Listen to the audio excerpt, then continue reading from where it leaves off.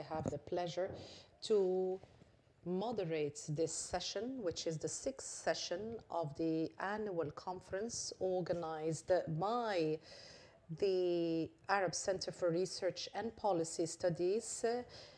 And the title of this conference is Iran and the Strategic Landscape of the Middle East. So we're going to talk about security, competition, adaptation. So the title of the session is going to be as follows. There are going to be also a number of interventions.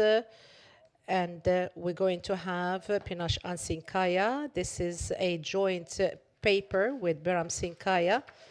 And this is going to be a presentation, the Iran arrival over the new Syria, preliminary outcomes for Middle Eastern geopolitics. So the panel's title is Sanctions, Security, Competition, and Adaptation. Dr. Piran is a professor of international relations in Antalya. She got her PhD from Ankara in 2015, and she earned her doctorate from the Department of International Relations at the Middle East Technical University. And of course, during her doctoral studies, she's served as a visiting researcher at the University of Tehran and Columbia University. Her research interests are Middle East, Iranian politics, nationalism, and social movement. As for Dr. Bayram Sinkaya, he is an associate professor of International Relations at Ankara Yildirim Bayazit University. He received his PhD at the Middle East Technical University, where he worked as a research assistant. He was also visiting research at Columbia University and Tehran University, and also served as a non-resident research fellow for the Iranian affairs at ORSAM between 2015 and 2017. And his academic interests include Iranian politics, foreign and security policies of Iran, Middle East politics, and Turkish foreign policy. He's the author of The Revolutionary Guards in Iranian Politics, Elites and Shifting Relations. So this is my Routledge 2015. So we'd like to give Pinar 15 minutes. The floor is yours. Yes, thank you, Dr. Hemshi. Good afternoon to everyone there. Before starting, I'd like to thank the conference organization for accepting my presentation online and facilitating it. Now I'd like to share the PowerPoints. Yes.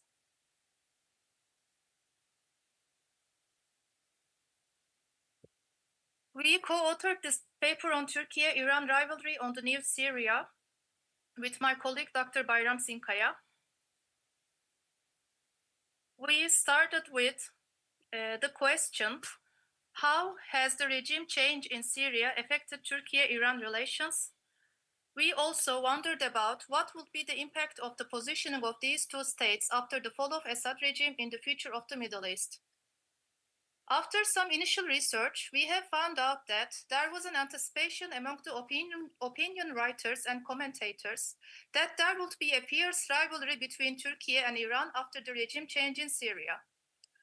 The grounds for this anticipation were the contrasting positions of Turkey and Iran during the Syrian civil war, the historical and regional rivalry between the two states, the gains of Turkey while Iran loses in Syria, and Iranian commitment to project power in the region and its ties cultivated previously with multiple groups in Syria. In writing this paper, we were interested in tracing that rivalry and discuss its implications on regional politics. And at the end, we have found out that, and we argue that, the anticipated rivalry between Turkey and Iran was an exaggerated and a mistaken view for different reasons.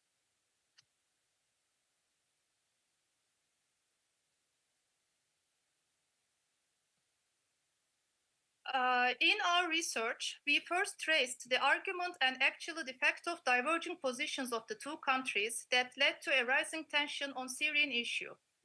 Especially in the first couple of months after the departure of Assad and the rebel takeover of Damascus, we have witnessed a brief period of mutual critiques from the officials and media of both countries. While Turkey praised the rebel takeover as the Syrian revolution, Iran blamed it as a terrorist takeover and occupation. Iranian position was that it criticized Turkish role as engineering regime change, and this was regarded as betrayal to Iran since Turkey and Iran had agreed for a political solution of the conflict in the Astana process. Actually, it was just one day before the rebel takeover of Damascus that the Astana trio, namely Iran, Turkey, and Russia, issued a joint statement together with foreign ministers of several Arab countries at the sidelines of Doha Forum to end military escalation and engage in political solution based on UN Resolution 2254. Iran also argued that Turkey's role in overthrowing Assad regime eventually and arguably served to the Israeli and American interests, which was tantamount to betrayal to the Islamic Ummah. Iran also blamed Turkey for pursuing a neo-Ottomanist agenda and seeking political hegemony in the region. Lastly, Iran blamed Turkey for occupying certain territories in the north of the country.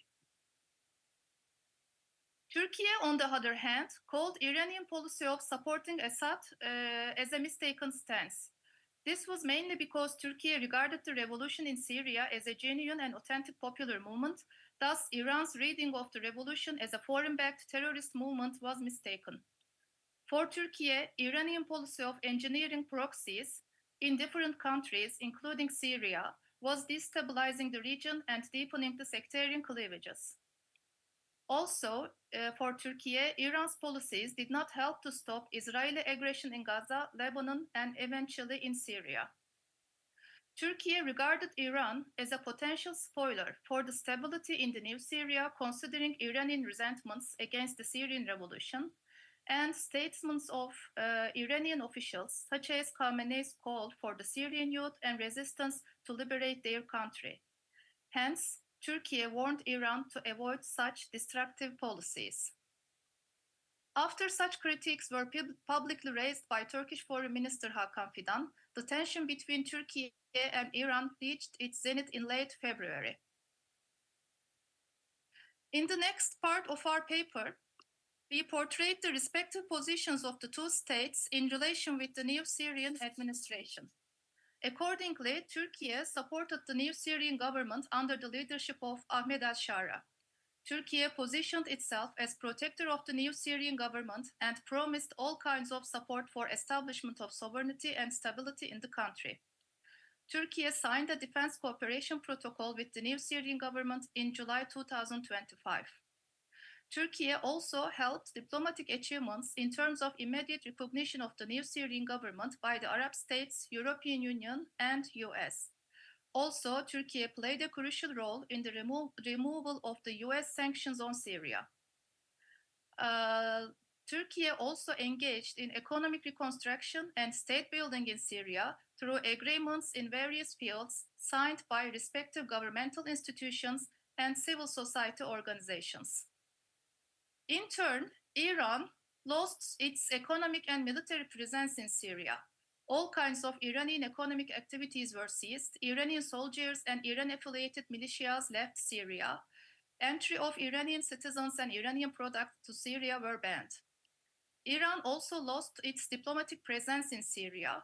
Iranian embassy in Damascus and consulate in Aleppo were stormed and ceased all activities.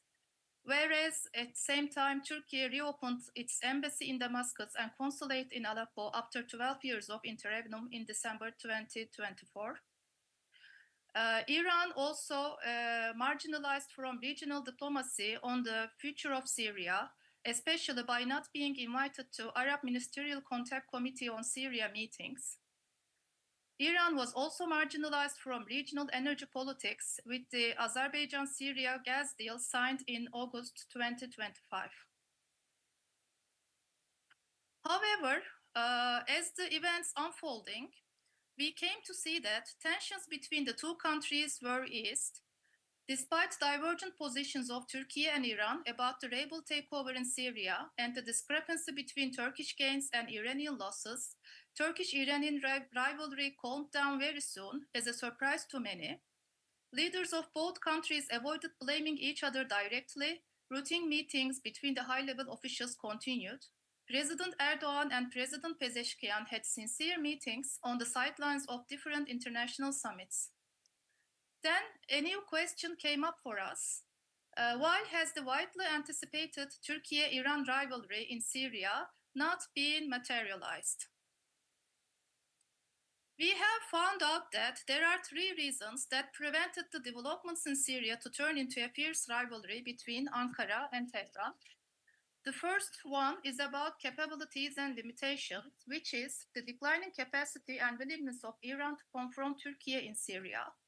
The second one is about regional dynamics, which is the involvement of Israel on the ground. And the third reason is about diplomacy, which is the neighborhood tradition between Turkey and Iran. Now let's have a closer look to these reasons. The first one, declining capacity and willingness of Iran to confront Turkey in Syria, is very much related to Iran's limited capability. This is due to the distanced stance of the new regime's elites in Syria towards Iran, Iran's loss of networks in Syria, domestic and economic pressures on Iran, also diplomatic pressures that increased due to the nuclear issue, and finally the 12-day war with Israel in June 2025 that struck Iran's capabilities. All these factors combined, Iran was disabled to engage with any new initiative regarding Syria. The second reason is the involvement of Israel on the ground. Immediately after the fall of Assad, Israel came in Syria in three forms: expanding its occupation of Golan Heights, destroying Syrian military infrastructure, and by provoking autonomous movements in Syria, such as providing shelter to the Druze movement and spoiling Syrian efforts to restore sovereignty of the central government over the regions controlled by the SDF. Therefore, Israel turned to be the main threat to the stability of Syria.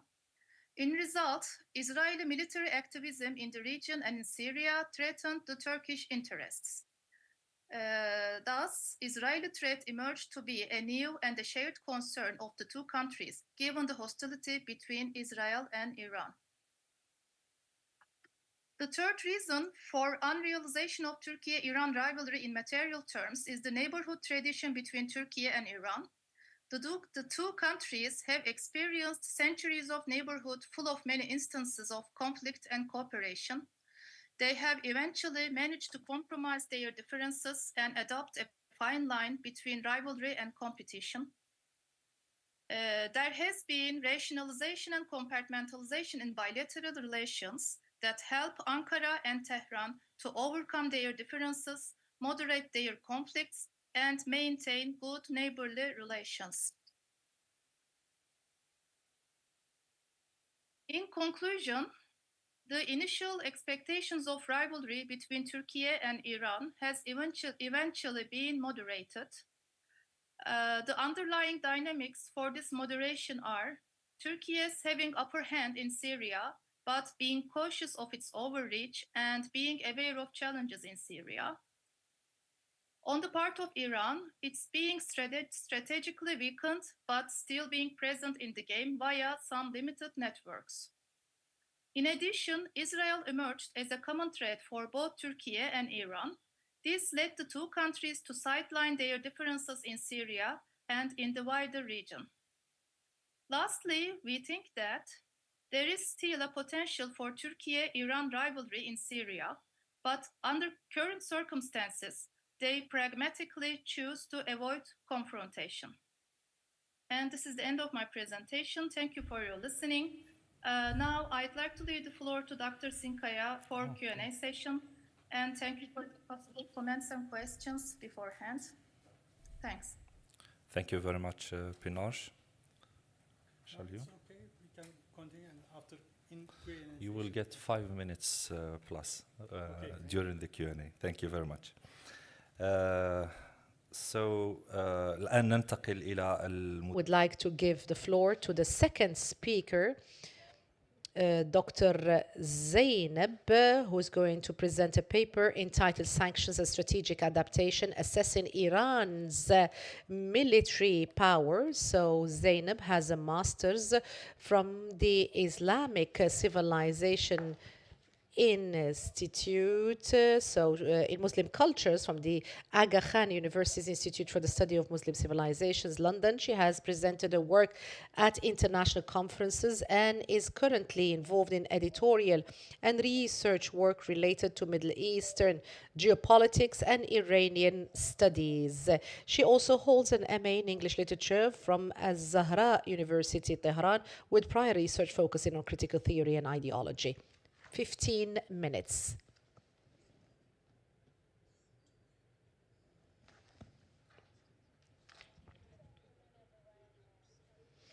طاب عصركم. شكرا جزيلا. شكرا لاستضافتي في هذا المؤتمر. Invited me at this prestigious conference, and I'm really grateful for the opportunity to share my research in this distinguished forum.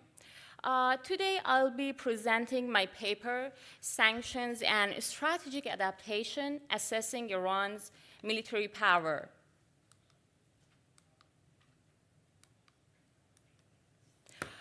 Since the Islamic Revolution of 1979, Iran has lived under the weight of extensive economic sanctions.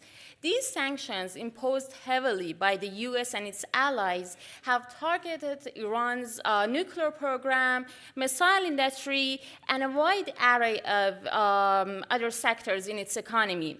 The expectation of these sanctions by the US was straightforward, that by limiting Iran's access to resources, technology, and international markets, these measures would weaken the state of Iran and compel it to adjust its behavior and reduce its involvement in regional conflicts in the Middle East. Yet, the historical record shows a very different outcome. Despite decades of extensive economic sanctions, Iran has not fundamentally changed its policies and behaviors. In fact, Iran has expanded its military presence and influence across the Middle East. The paradox that sanctions both constrain and empower Iran is at the heart of my research. My study asks how sanctions have shaped Iran's strategic military responses.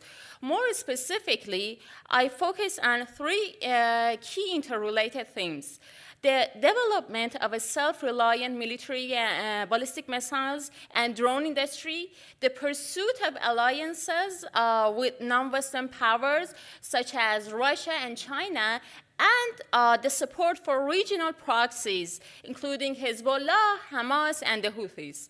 To analyze these dynamics, I turn to structural realism, particularly Wolff's defensive realism and Mearsheimer's offensive realism.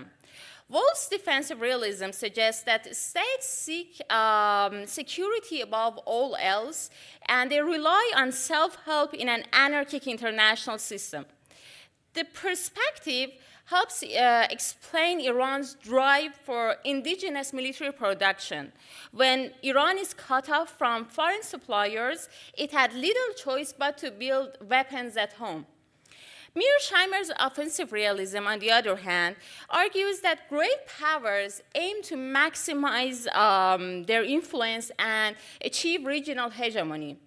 The framework clarifies why Iran has not limited itself to defense, but has actively sought to project power, whether through missile range expansion, drone innovation, or the cultivation of proxy forces in the region.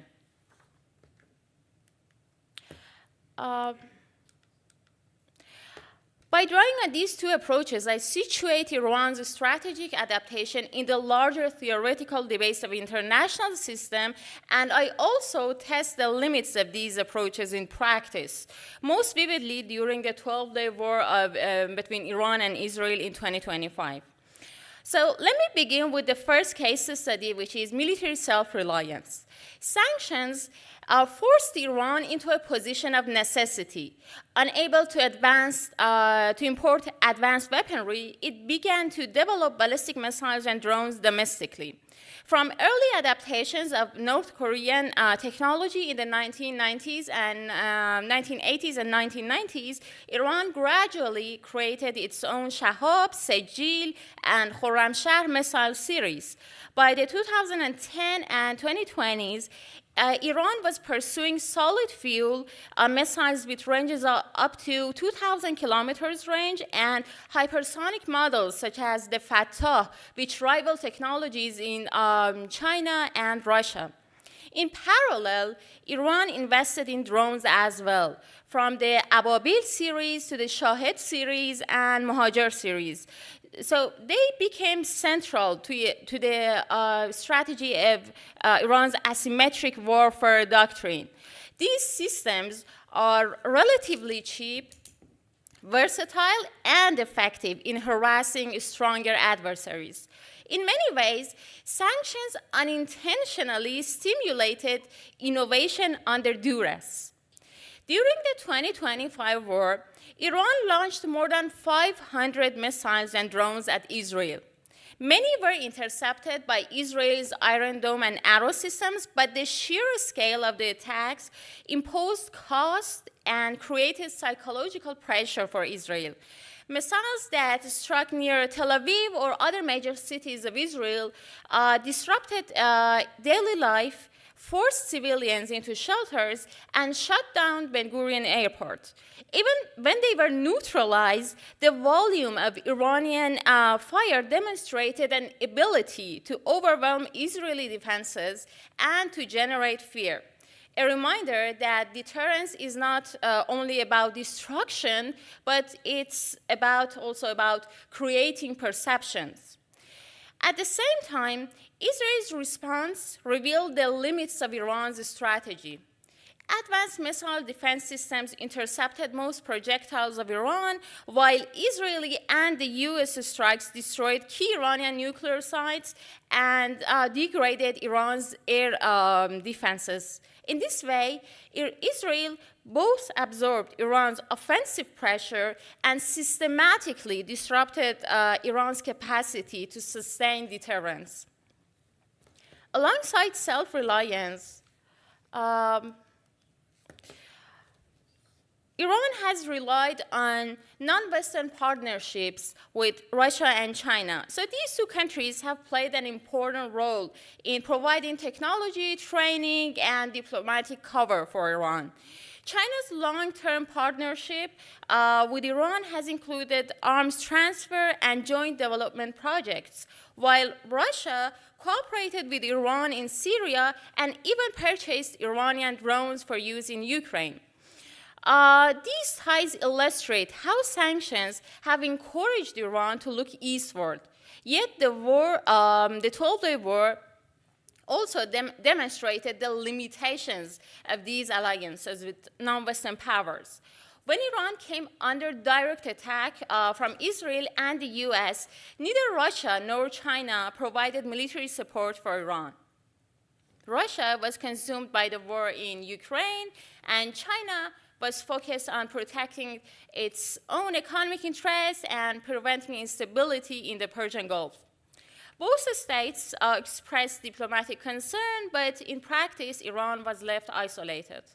This confirms a core insight of structural realism, that alliances are shaped by self-interest and are rarely reliable when survival is at stake.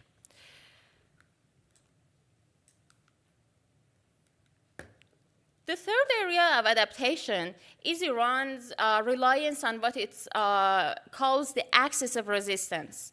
Hezbollah in Lebanon, Hamas in Palestine, and the Houthis in Yemen. For Tehran, these groups serve two purposes.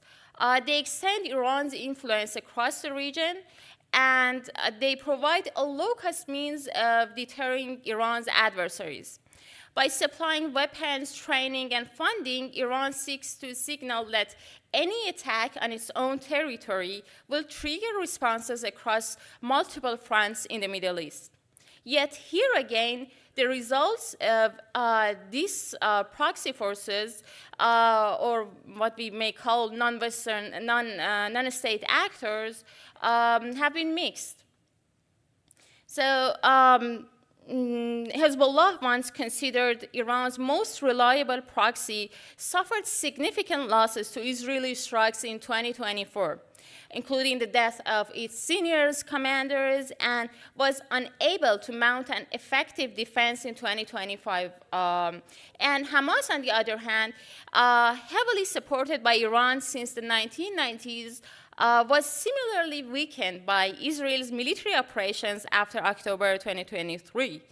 The Houthis, on the other hand, also did carry out missile and drone attacks against Israel, but these were largely intercepted and also provoked devastating counterstrikes. Far from deterring its adversaries, Iran's reliance on proxies has in many cases intensified the cycle of confrontation, and it provoked stronger counter-responses from Israel and the US.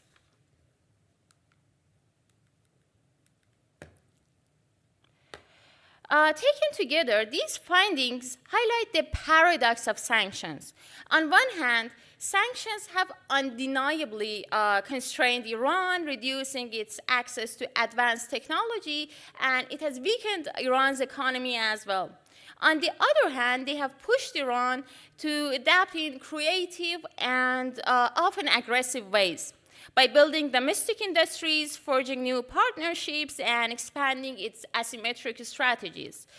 The outcome is resilience without resolution. Iran has shown that it can withstand pressure and impose costs on its adversaries, but it has not demonstrated the capacity to decisively deter or defeat them. The 12-day war of 2025 made this paradox visible. Iran proved its ability to sustain a high-intensity confrontation, to deploy indigenous weapons at a scale, and to maintain its alliances with proxies.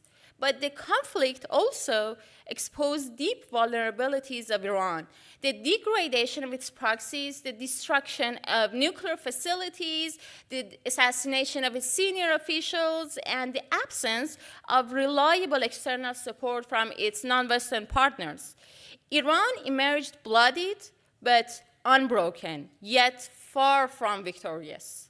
In conclusion, the history of sanctions and Iran's strategic adaptation underscores the complex relationship between external pressure and internal resilience. Rather than forcing compliance, sanctions have often encouraged innovation, self-help, and power projection. Yet these adaptations remain bounded by the structural realities of the international system, where stronger adversaries and unreliable allies limit Iran's capacity to achieve regional hegemony. What we see then is a paradoxical legacy. Sanctions have created a more resilient and assertive Iran, but also one that remains fundamentally constrained.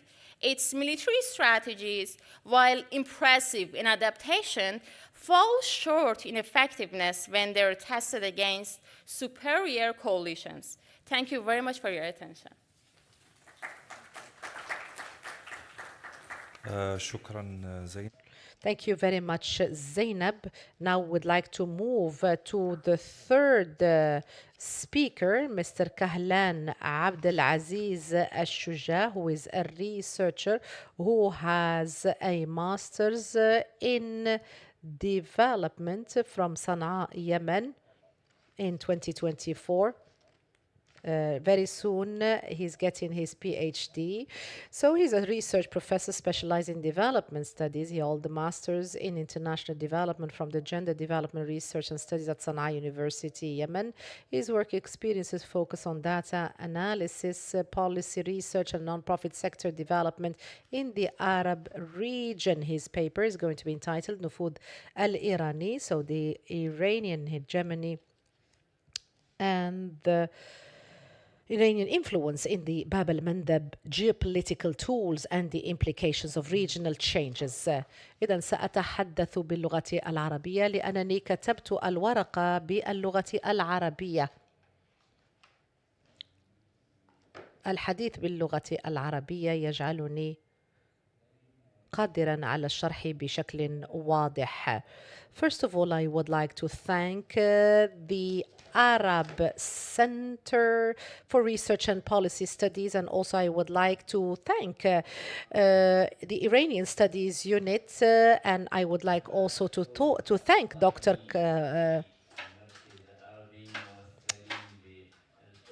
Kamran, and I would like to thank the different speakers for their cooperation and for facilitating my travel to come here. It was an exceptional journey because I am a Yemeni. It has been very difficult in the last 10 years to travel. So now I would like to start by talking about the topic, the importance of Bab al-Mandab, and the importance of Bab al-Mandab for the Iranian strategy. So Iran has concentrated in position itself in the different straits, in the different passageways, in these vital areas from the Hormuz Strait, passing by the Gulf of Aden up until the Red Sea and Bab al-Mandab. Of course, based on the belief, the zero-sum equation that Iran believes in, and that sees that the geographical neighborhood is not going to be stable, and it is not going to be, or Iran would not be able to achieve its security unless its neighboring countries go through certain or specific issues and problems. And this is something that is linked to the Iranian strategy after the Iranian Revolution in 1979. And here we can give so many examples of proxies of Hezbollah, of the Houthis in Yemen, and also the groups in Syria, and so on and so forth. Based on this strategy, which is the advanced defense strategy that is undertaken by Iran, this is a way to strongly face any threats in the region, in the geographical entourage of Iran. So this strategy has been changed. So these strategies are similar to bumpers that have been established by Iran around it. Of course, we have had a number of incidents that have happened, many repercussions that have appeared, such as the 12-day war between Iran and Israel. So the Iranian strategy is as follows. So we have seen that the strategy has been restricted as a result of the situation on the ground, the situation in Lebanon, the situation in Syria, and of course Iran had Ansar Allah as one final kind of card in order to control and also to threaten to cut these passageways in those different areas, including Bab al-Mandab. And here comes the very important question that should be posed. And the question is, how does Iran utilize its geopolitical tools in Bab al-Mandab, and of course the implications of these tools in light of the regional changes that are happening around us? So before we present to you the different geopolitical tools that are used by Iran in Bab al-Mandab, here I would like to talk about the Iranian influence, generally speaking, is specified at three levels. We have the unofficial kind of influence through untraditional, unconservative ways, through a number of loyal groups, and also we have another kind of influence and source of influence, which is a kind of a functional influence. And also we have a third level, which is a kind of a harmonious level of influence, which is in keeping with the political ideology of Iran and also the regional changes happening in the area around Iran. And also, I would like to clarify here when we talk about geopolitics, here we talk about the strategy undertaken by Iran, which is a hybrid strategy that relies on proxies. And this is what is going to be underlined in this paper. We're talking about Ansarullah, we're talking about Al-Houthis, and we're talking also about Harakat al-Shabab in the Horn of Africa and other groups as well. So Tehran has utilized this card. We're talking about an entry point, geopolitical entry point, in order to explain and analyze the hegemony and influence of Iran in Bab el-Mandeb. So the study also tries to start from a hypothesis, saying despite the effectiveness of the asymmetrical deterrence methodology undertaken by Iran or through the proxies, in recent years, this has proven to be effective, we have to say, and it was not very, very costly for Iran. But after the 7th of October and after the regional changes that have happened and the situation on the ground, there are a number of indicators that show that such models is no longer successful and that has reached a point of regression. This entails that new security formulas should be worked on. And here I would like to start talking about the geopolitical performance in Bab el-Mandeb through Ansarullah and the Houthis. So based on the strategy where Iran tries to encircle its foes, when we talk about adversaries, we're talking about international powers such as the United States of America, in addition to other competitors or adversaries in the region, such as GCC countries. So Iran aimed to encircle them and also to try to achieve a kind of a logistical support through the use, of course, of drones and ballistic missiles and also developed and advanced technologies. There was a change that happened when it comes to the methodology undertaken by the Houthis after the 7th of October, and the strategy of Iran, the geopolitical strategy, moved from threatening with the closure of these passageways, such as Bab el-Mandeb passageway, into the implementation of real operations on the ground, moving from threats to acts through drowning a number of ships and also subjecting many of those ships to attacks by Ansarullah. So the timing of such attacks and this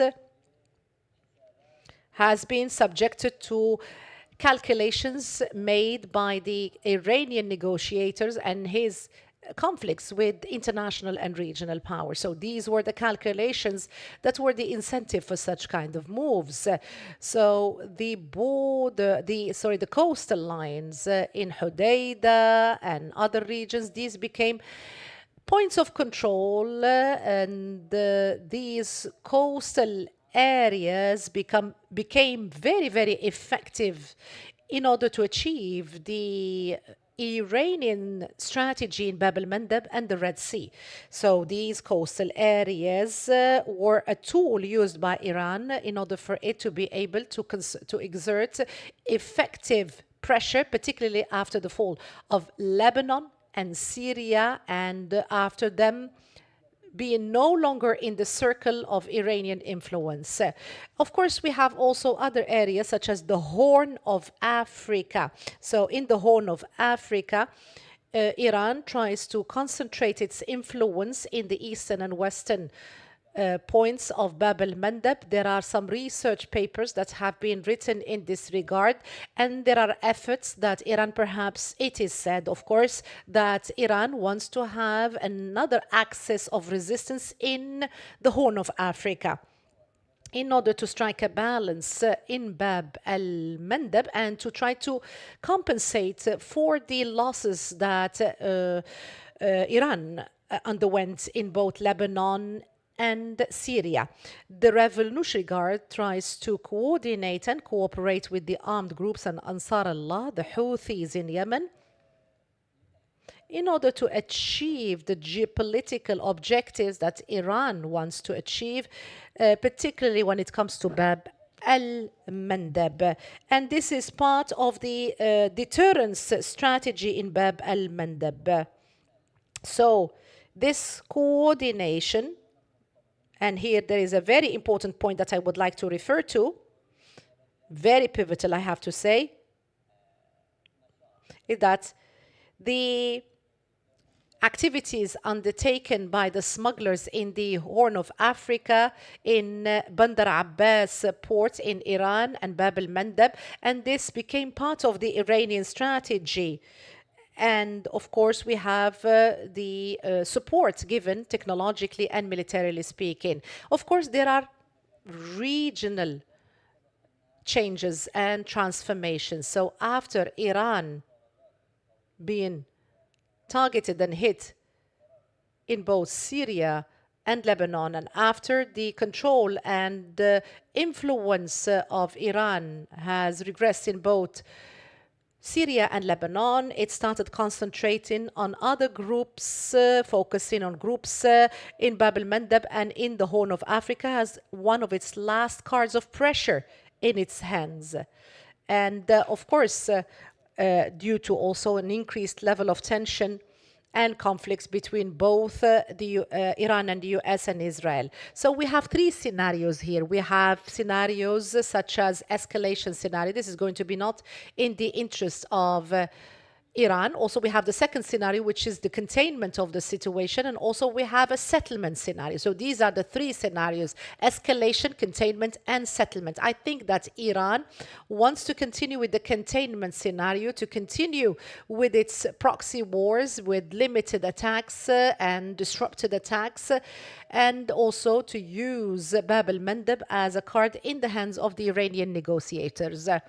So in conclusion, we have to say here,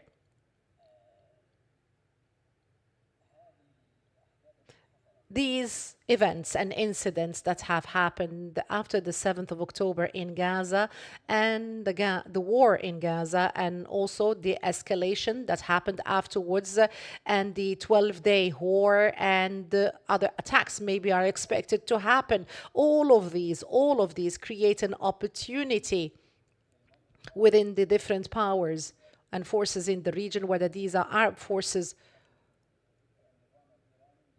or the Iranian regime, in order to revisit their policies in the region to reach a regional security formula far from militias and armed groups that would guarantee security for all parties based on the concept of a nation state and not militias. And this is a very, very important opportunity. And it seems that the region is going to move in this direction. Thank you so much. Thank you very much. لدينا ما يقارب 25 دقيقة.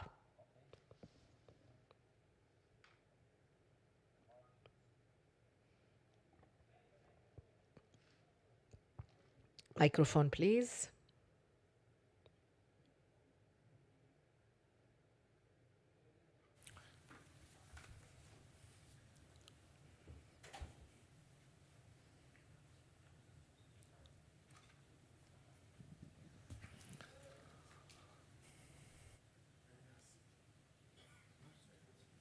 Thank you very much. I have two questions from the speakers. First is about the Iran's military sector, and as you mentioned, interestingly, the case of the self-confidence and self-resilience and some other issues. But some scholars believe Iran had been a colony for Russia before the 12 Days War, and Tehran decisions were under influence of Moscow, and you have received these issues. But you mentioned Russia and China did not support Iran during Israeli war against Iran. Which paradigm, in your opinion, is correct? Iran is part of the Moscow's proxies, or Iran is independent, and for this case, Iran is isolated during the war. Thank you very much. Second Okay, question, sorry. The second question is from my dear friend from Yemen. Can I ask you to talk about Socotra Island, also in Bab el-Mandab? Is it in Iranian influence there? And when commercial ships want to pass Bab el-Mandab, preliminary they coordinate with Houthis. Do you know where is the office of the Houthis to coordinate such activities? You mentioned Bandar Abbas. Is it not Dubai? Thank you very much. Next question. Yeah.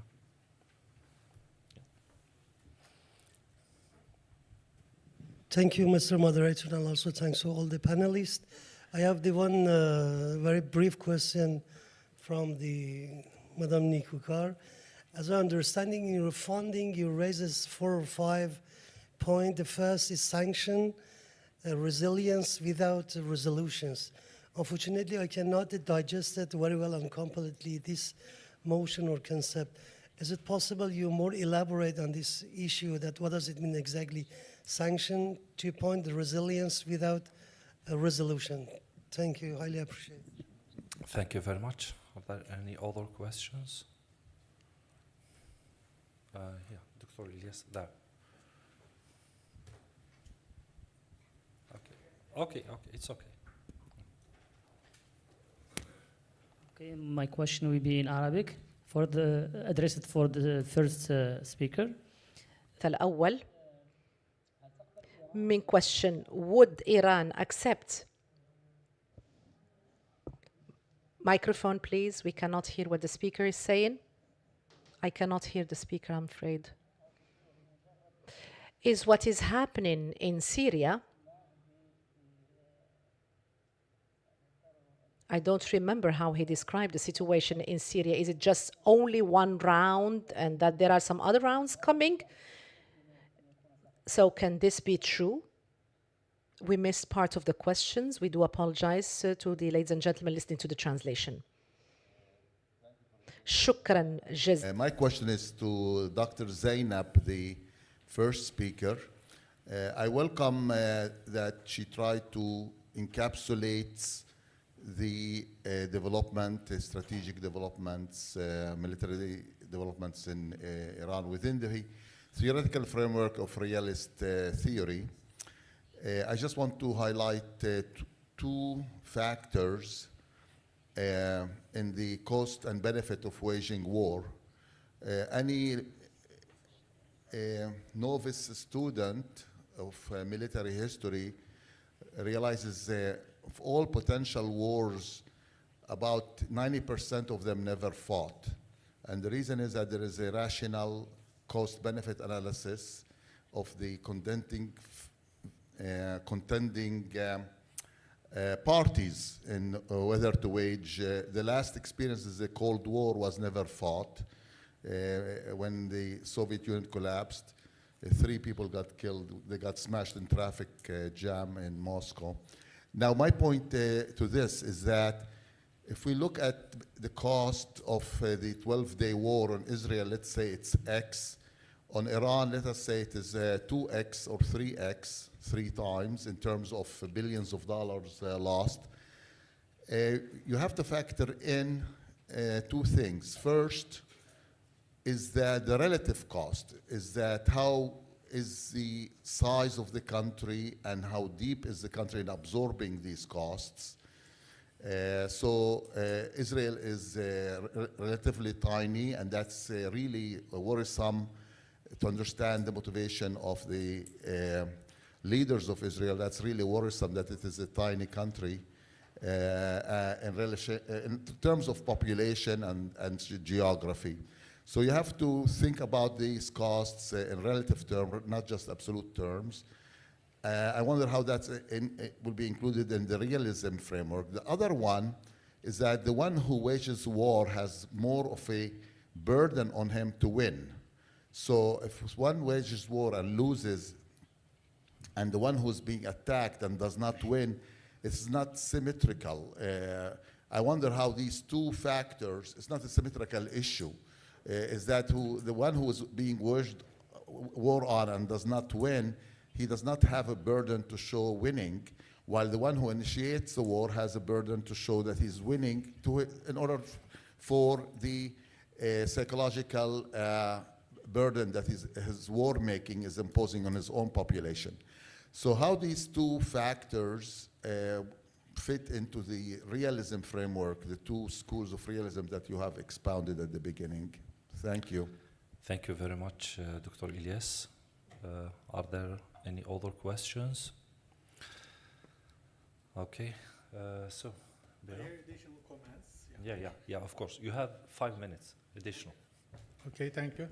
The discussions here in 2 days displays how the geopolitical conditions in the Middle East is frequently changing. If we hold this meeting 3 months ago, the most fashionable topic in these panels would be Turkish-Iranian rivalry, competition between Turkish hegemony versus Iranian hegemony. But after Israeli intervention, everything has changed and mood has changed. Anyhow, our paper was very important in terms of displaying the implications of this frequent change in geopolitical dimensions, geopolitical implications. It also displayed that it was very surprising for us that because 6 months ago, 8 months ago, we were anticipating a fierce rivalry between Turkey and Iran in Syria because Iran was very keen on projecting power in the Middle East. It was not ready to give up its hegemony, its influence in the Middle East. So it was not easy for Iran. But in the meantime, within 6 months, we have seen Iran step back. Iran accepted these strategic setbacks. And Iran didn't initiate or didn't pose any challenge to newly emerging Middle Eastern geopolitics. So Middle Eastern geopolitics is reshaped, but now Iran is also seems to be revisiting its foreign policy because we don't see any clues from Iran, maybe because of these military pressures over Iran and diplomatic pressures over Iran is still hanging on. So Iranian foreign policy and defense or security establishment are nowadays busy with more survival issues rather than projecting hegemony. But if Iran survives from these challenges, certainly its interest in Middle East will continue. So it is not easily withdrawn from the Middle East. And either because of strategic culture, because of history, and some geopolitics, we will see Iran has still room to play in the Middle East. And we hope this Iranian future role in the Middle East might be much more constructive. So in the last day, there was a panel about Iran's relations with sovereign entities. So Iran should revise its foreign policy strategy to work with sovereign entities, respect the identities and policies of sovereign governments. So it would make the region more stable and may overcome prospective rivalry between regional powers inside this country. Instead, both for Iran and Turkey now it's clear that, and for Arab countries, many of the Arab countries, now it is clear that it is not Iran. Israel is emerged to be the main threat for the security and stability of the Middle East.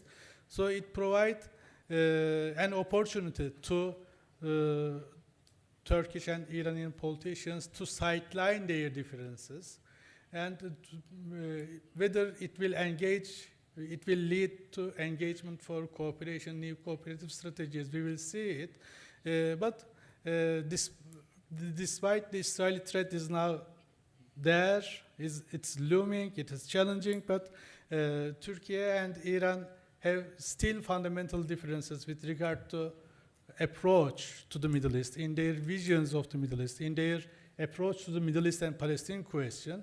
So we will see how Iran will reconsider its foreign policy. Hope they will achieve better. Thank you. Thank you very much, Behram. Zainab? Thank you very much for your questions. Dr. Karami, yes, this rhetoric has been repeated many times, especially by some people who have a Western-centric framework in IR. But I believe that Iran and Russia have these strong strategic partnerships, but it's much more strategic from Iranian perspective rather than Russia's perspective. And during this 12-day war, or this conflict that Islamic Republic had with Russia, Putin specifically focused on the fact that there are many Russians living in Israel, so he doesn't want to involve itself directly in the war between Iran and Israel. And throughout the history, I guess the relationship, Iran is not a colony, but they always had this relationship out of necessity rather than saying that, yeah, they were always good friends of each other and Iran always listened to whatever that Russia said, which is wrong. Iran and Russia had diverse point of view and perspectives, and even today they have diverse perspectives in Ukraine and other parts of the world. For your questions on why did I say that resolutions, resilience without resolution, so all these proxies, all these self-reliance and achieving advanced ballistic missiles and drones, and this Western alliance didn't deter the US and Israel, and they finally attacked Iran and struck its key nuclear sites and key military bases of Iran. So that's what I say about it's without concrete resolution, but at the same time, Iran is resilient because it has a deep capacity for pain and limitations, specifically economic limitations and military limitations, which Israel doesn't have on the contrary. So although Israel is, when you compare these two powers, Israel has the support of the US, but we don't know if Israel could defeat Iran or what, I don't know, could involve itself in the war with Iran if they didn't have the US support. And also, during this 12-day war, we see that Iran, although was surprised by the attack, it could somehow overcome the challenges, but the Israeli military forces were somehow exhausted. And we don't know the extent of destruction by military strikes at Israel because they simply censored in their media. So that's why I say that Iran is resilient, although we have been under extensive economic sanctions. But again, it could not deter any attacks. And we can see that they might attack again if Iran just continue the policies of these proxies and its own self-reliance on military bases. On the other hand, Iran, in comparison with the US and Israel, they have advanced and superior military technology that Iran doesn't have. So that's why I said resilience without resolution. And for the third question, as far as I understood your point, I used realism and these two different schools of thought, defensive realism and offensive realism, because I thought that Iran is taking different approaches within their realist framework. And they didn't want to only deter their adversaries, but they also wanted to project power in the region. So that's why I focused my research on these two frameworks. So it's not only about the self-help in an anarchic international system, but the concern for Tehran is also expanding their hegemony and maximizing their power and focusing on the rivalry between other regional powers in the region. So I guess that's why I use these two approaches. Thank you very much, Zainab. Kahlan. شكرا دكتور محمد. سأجيب I'm going to answer the questions about Socotra and Bab al-Mandab and the Iranian influence. Before that, I would like to say that I am not here to give preference to a foreign power at the expense of another foreign presence. No.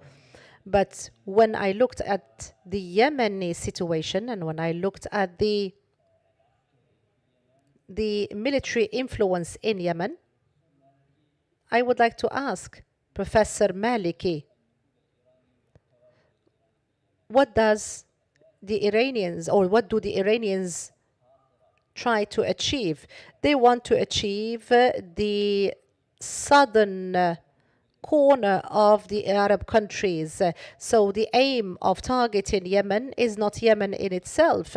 It's the Arab countries, the strategic location that is very important indeed. And also we're talking here about sources of oil in the GCC in particular. All of these are the reasons behind the Iranian presence or influence in Yemen. And also, when we talk about the presence of the Emirates and Saudi Arabia and Socotra, this came after the influence of Iran in the areas controlled by the Houthis, because Iran, their goal is these countries that belong to the GCC. These countries have come to defend this vital area because this is a very vital region for the Arab countries, particularly the GCC. But the Iranian presence in that area is unjustified. Their influence is unjustified. I'm not here to justify their presence or whatever, but when we try to compare the influence of both Iran and these two Arab countries is different. So any military presence is due to the fact that there was prior to that a military presence by Iran. هل لديكم ما تودون؟ We have.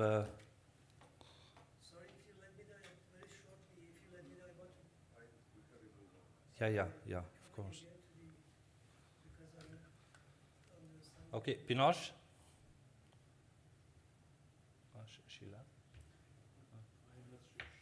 Okay. Yes, I'm here. Do you have something to add, to expand on? No, thank you. Thank you you. for your listening and attention. Thank you very much. إذا هكذا نختم هذه الجلسة. شكرا جزيلا للمتحدثين. بينوش كانت معنا أونلاين. بيرام, زينب وكهلان. Zainab and Kahlan. We're going to take a 15-minute break and then we resume afterwards.